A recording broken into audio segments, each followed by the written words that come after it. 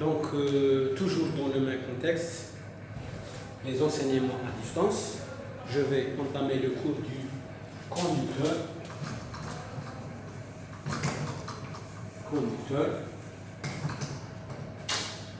en équilibre électrostatique. Conducteur en équilibre électrostatique. Conducteur en équilibre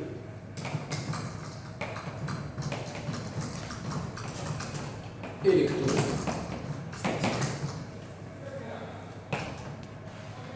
Je vais me baser sur deux mots, conducteur et équilibre. Ce qu'on sait, c'est le conducteur. Il possède des charges, des conducteurs possèdent des charges libres. C'est ça ce qu'on connaît sur les conducteurs.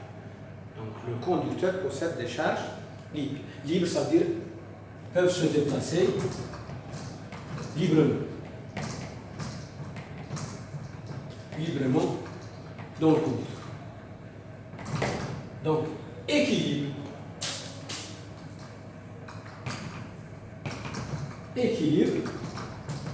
cela veut dire les charges, toujours, ne sont soumis à aucune force. Ça veut dire la résultante des forces agissant sur les charges, elle est nulle. Ils sont soumis à aucune force. Ça veut dire la force agissant sur les charges, elle est nulle. Ça veut dire qu'ils ne se déplacent pas. L'équilibre.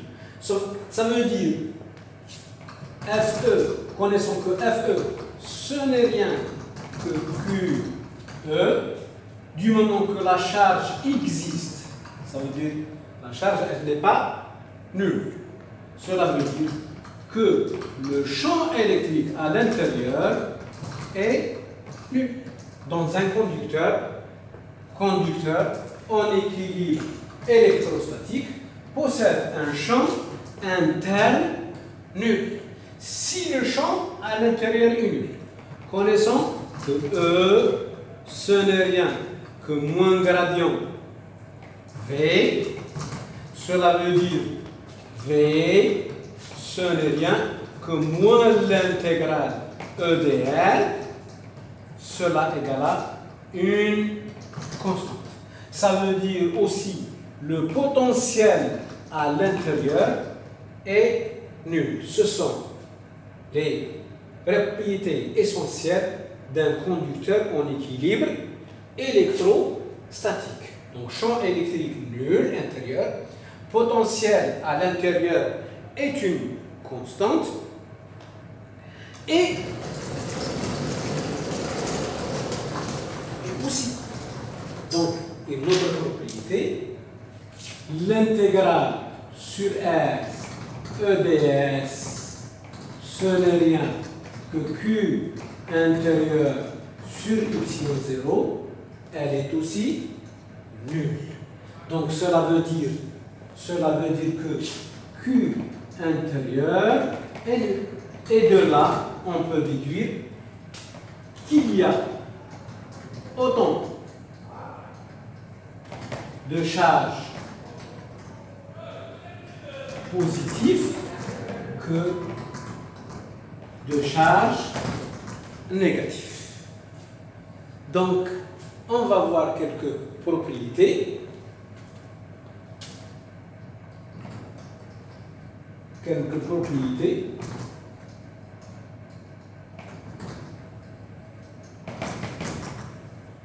Des conducteurs en équilibre électrostatique. On va commencer à des lignes de champ. On va commencer par les lignes de champ. Un conducteur quelconque possédant des charges positives et négatives, bien sûr. Donc, E intérieur nul, V intérieur est une constante. Les lignes de champ sont émis vers l'extérieur, ou bien les lignes de champ sont sortantes. Donc, cette configuration de ligne, elle est impossible. Donc, cette configuration, elle est impossible. Une ligne ne retourne jamais sur le même conducteur.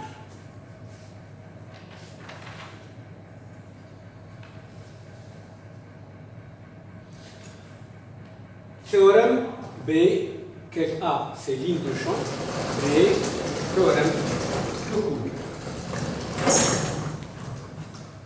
B, théorème de Coulomb.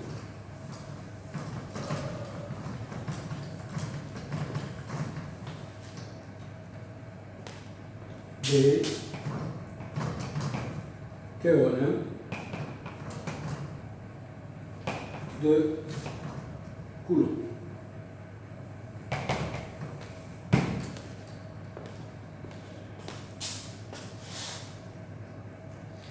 En prenant une surface S, prenons une surface S et un cylindre passant par cette surface. Donc ça, c'est S1, la normale. Celle-ci, c'est S extérieur et celle-ci, S intérieur et celle-ci S latérale. S latérale. Donc en appliquant le théorème de Gauss, l'intégrale E de S, ça sera l'intégrale S intérieur E de S plus l'intégrale S latérale E ds plus l'intégrale S extérieur E ds. Intérieur, on sait que à l'intérieur le champ électrique est nul. Donc celui-là va s'annuler.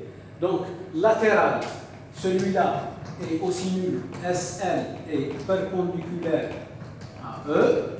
Donc il va me rester uniquement S extérieur E ds. Donc et S extérieur, elle est égale à on module Sn. Donc on va arriver à E, donc l'intégrale E ds, ça sera S extérieur, ça sera E S M directement, qui est égal à l'intégrale, ou plutôt qui est égal à Q intérieur sur epsilon 0. Donc intérieur sur epsilon 0, puisque la charge est à la surface, Q c'est sigma S, donc Q total c'est sigma S, donc ça sera l'intégrale de sigma ds et ça va me donner sigma Sm sur epsilon 0. Sur epsilon 0. Donc, sur epsilon 0. Donc, on va simplifier le Sm et le Sm. Donc, je vais avoir E, ça sera sigma sur epsilon 0. Ça, c'est E total à l'extérieur de la surface. Donc, ça sera E total à l'extérieur de la surface. Donc, c'est vectoriellement, je peux écrire E, ça sera sigma sur epsilon 0, 1, dirigé vers l'extérieur. À l'intérieur est nul. Donc, dirigé vers l'extérieur.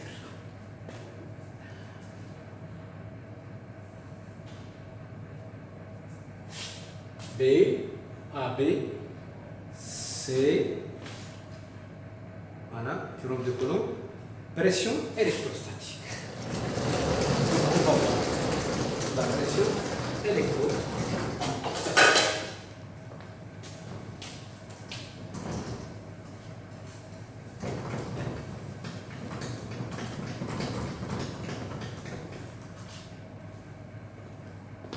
c'est pression électrostatique. Donc la surface externe d'un conducteur subit une pression de charge. On prend un élément de surface, ds. On prend un élément de surface, ds. Donc, à l'intérieur, il y a des charges. À l'intérieur, il y a des charges. Donc, on prend un à l'extérieur et un prime à l'intérieur. Et on essaye de schématiser le champ électrique. Donc, dans les deux points de DS, les extrémités de DS, donc il sera soumise à un champ E1, un champ E2. En symétrie à l'intérieur, on va avoir un E1' et un E2'. À l'intérieur, E total intérieur, elle est égale à 0,9. Donc c'est E1' plus E2'. Cela veut dire que E1 égale à moins E2'. Ça veut dire E1 est opposé. Je voulais démontrer la représentation. Donc E1' est opposé à E2'. Et donc E1 et E2', E1' et E2', sont opposés. E1 et E1' sont aussi opposés. E1 égale à moins E1'. Et E2 égale à E2'. E2 égale à E2'. Donc de cela, je peux déduire que de ces propriétés-là, je peux déduire que E1 égale à E2. E extérieur, total extérieur, ce n'est rien que E1 plus E2. Ce n'est rien que 2 fois E1. Ce n'est rien que 2 fois E1 ou bien 2 fois E2. Et ça sera 2 fois sigma sur y0, 1. Donc, sigma sur y0, 1. Donc, je peux continuer. Donc, P, la pression électrostatique, P, ce n'est rien que F sur S, ou bien DF sur DS. Un élément de surface sur un élément, plutôt un élément de force sur un élément de surface. Donc, DF, ce n'est rien que DQ sur DS. Et DQ, du moment que la charge est surfacique, ce n'est rien que sigma ds. Donc ça sera E sigma ds sur ds. Donc ça va me donner sigma sur y0 2 fois donc E1. Oui. Donc je me suis trompé ici. E total, on l'avait trouvé auparavant, c'est sigma sur y0. Ça veut dire que E1 égale à E2, ce n'est rien que sigma sur 2y0, 1. Donc, df, élément de force, plutôt de force, ça sera E1 ou bien E2, ça sera E1 ou bien E2, BQ, en simplifiant les ds et remplaçant E1 ou bien E2 par sa valeur, on retrouve que la pression électrostatique, ce n'est rien que sigma carré sur 10y0, 1. Donc E, ce n'est rien que sigma sur 2y0, 1. En remplaçant, ça va être sigma carré. Donc la pression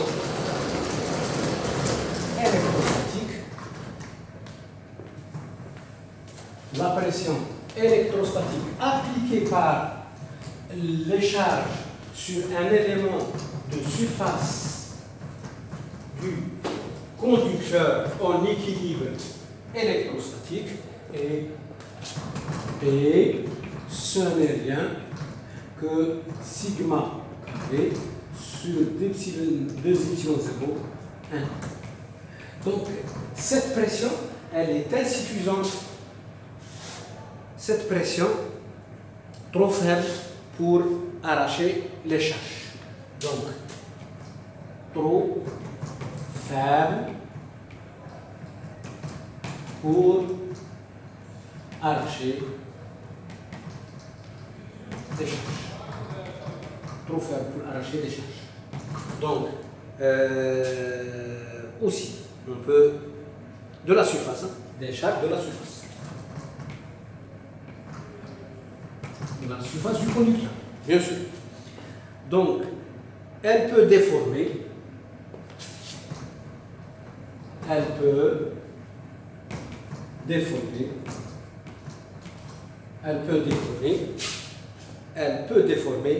la surface. Elle peut déformer la surface. Ou bien, ou déplacer des charges. Elle peut déformer la surface ou bien déplacer des charges.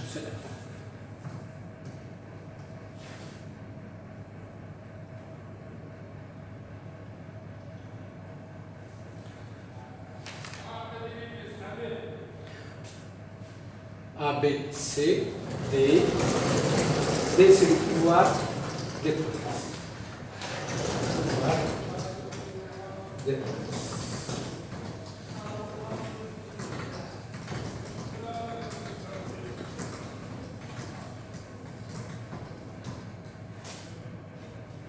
A, B, C, D.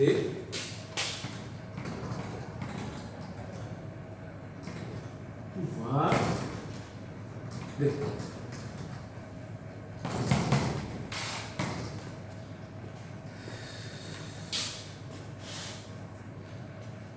En prenant deux sphères, la première du rayon 1, liée par fil électrique, et deuxième du rayon R2, R1 très grand de R2,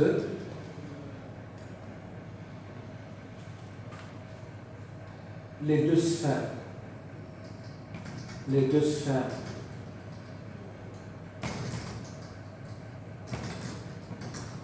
très éloignées, l'une de l'autre, pour éviter d'autres phénomènes. Donc, à l'équilibre électrostatique. Donc, fil métallique, conducteur aussi. Donc, fil métallique, à l'équilibre électrostatique, normalement, on a V1 égale à V1 égale à V2.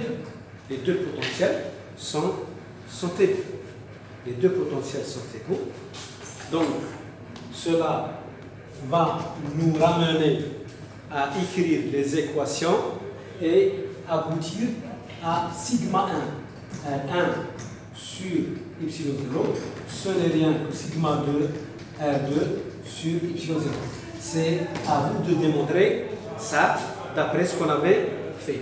Ce qui nous ramène à écrire sigma 1 sur sigma 2, ce n'est rien que R2 sur R1. Donc d'où sigma 1 est plus grand que sigma 2, ce qui démontre que la charge elle est plus importante dans la pointe. La prochaine fois, je vais continuer le reste du cours, Inch'Allah.